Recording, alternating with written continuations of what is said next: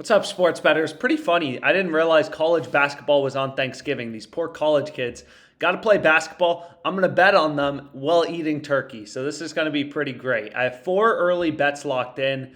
Let's go ahead and let's get into it. I say it all the time.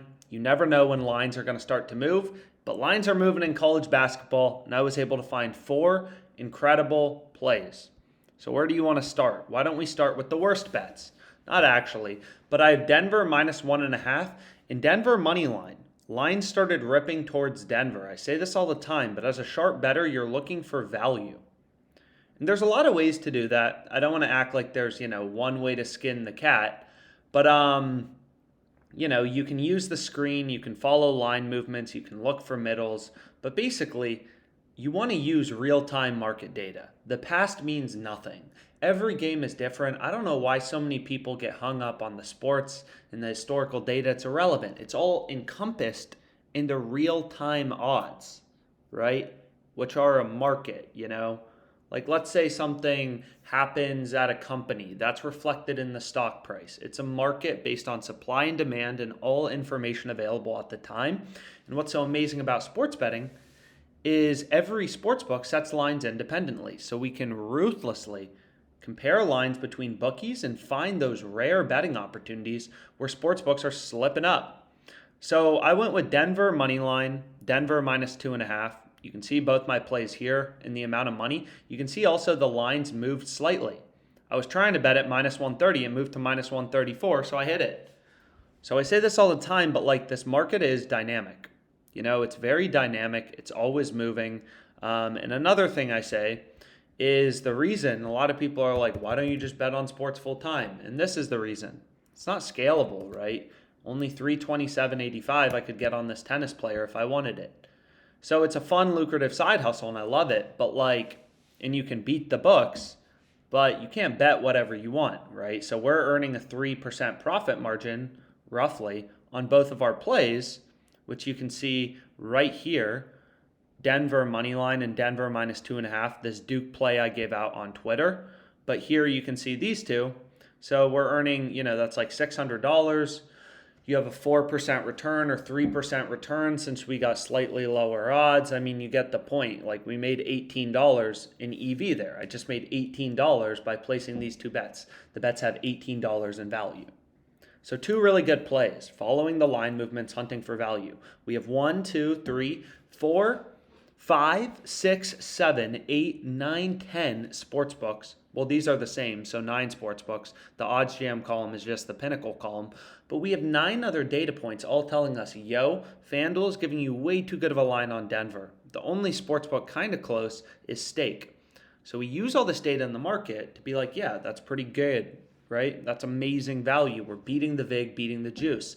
I say this all the time, but the only advantage sportsbooks have on you, and we can go to the next play. I'm on Wisconsin plus 7.5 on Caesars, which you can see right here. I hit it for 250. And again, I gave out this play on Twitter. I gave out this play on Twitter. So I say this all the time, but math doesn't apply to one sport. Wisconsin plus 7.5 is the next play. We're getting a full point of value. I say this all the time, but when you're betting at minus 110 juice, a lot of people are like, oh, gambling, it's so bad, you can't make money. It's like, that's not true. When you're betting at minus 110 odds, right, you have to bet 11 to win back 10. So you want to take the over, the under, the favored spread, the underdog spread, equal and opposite outcomes. These are equal and opposite outcomes. Kansas wins the game by 8 or more points, or they don't, right? So these are equal and opposite outcomes, and the sportsbook saying you have to bet 11 to win back 10. That's the sportsbook's advantage on you. They make you bet that extra dollar. They make you bet 11 to win back 10, not bet 10 to win back 10.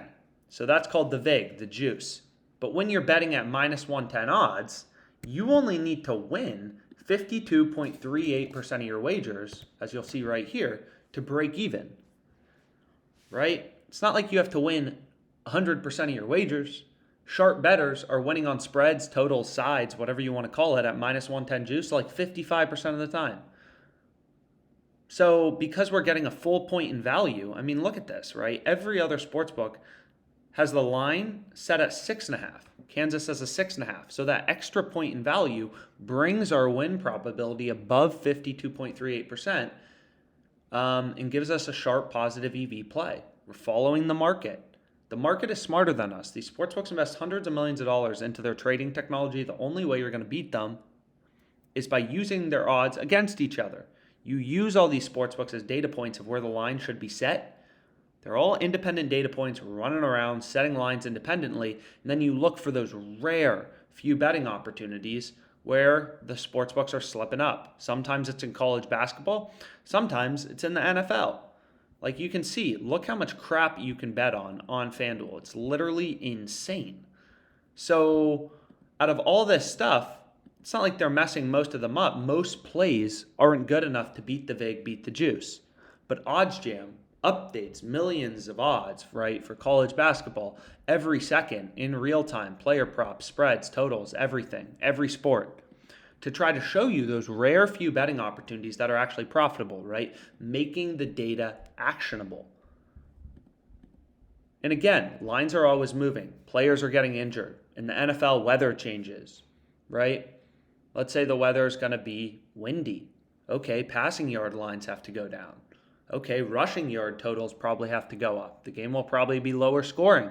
All these things are encompassed in real-time market odds, not historical data. Stop looking at historical data. Lineup changes, sharp action, all reflected in the market in real time. This market's open 24/7. So next play I have, Memphis, Seton Hall, over 137. Boom. 4% edge. You open it up and you're like, dang, every other bookie has the spread at 138 or has the total at 138.5 or 139.5. Pinnacle, sharpest bookmaker in the world, has it 2.5 points higher. Bet Online, sharp offshore sportsbook, 1.5. So on top of this play being good, we're really confident it's good, right? Because there's so many sportsbooks posting odds. It's so clear. So I locked it in. Boom, 1.1K is what they gave me.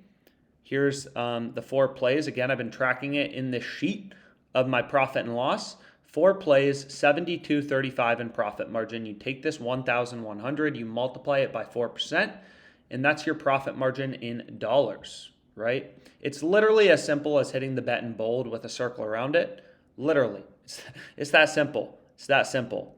One final thing I'd like to note is just track your bets.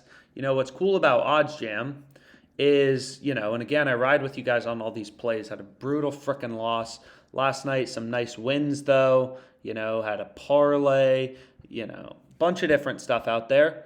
But what I say is, like, I ride with you guys on all these plays. And also, you can now sync your sports books. Not all of them. Most sports books actually don't allow it, and you do have to do it for every state. So if you've moved and you have a WinBet account in 2 states, you have to sync it in 2 states.